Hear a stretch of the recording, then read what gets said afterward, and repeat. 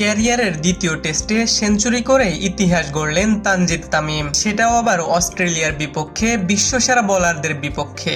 অজিদের মাঠে বাংলাদেশিদের মধ্যে এক ইনিংসে ব্যক্তিগত চূড়ান্ত বোটেই একমাত্র শতকও এই বাঁহাতি ব্যাটারের দখলে।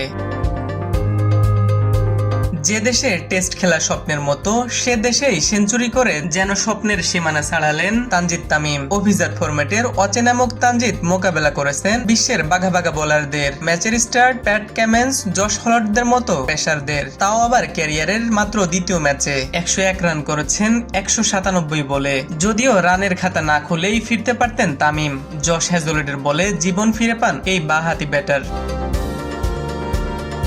সেঞ্চুরি করে অজিগেটদের প্রশংসায় ভাসছেন তামিম। অস্ট্রেলিয়ার বিপক্ষে অস্ট্রেলিয়ার মাঠে সেঞ্চুরি করার মতো দারুণ ব্যাপার আর বোধহয় নেই। এখানকার কন্ডিশন বাংলাদেশের চেয়ে সম্পূর্ণ আলাদা, তবে সেখানে চমৎকার খেলা দেখিয়েছে বাংলাদেশের তানজিদ তামিম। এরপর ক্যারিয়ারে তানজিদ যাই করুক না কেন, ডারউইনের সেঞ্চুরি সে অবশ্যই কখনোই ভুলবে না।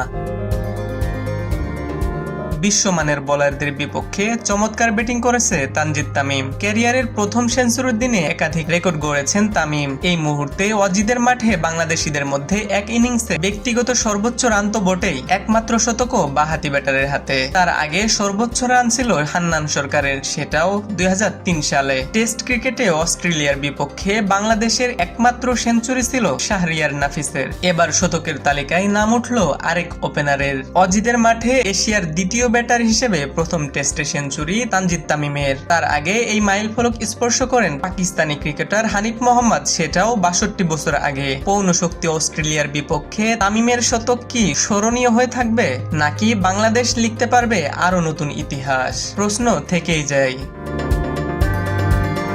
হিমুর রহমান, নিউজ বাংলা .নিউজ, ঢাকা।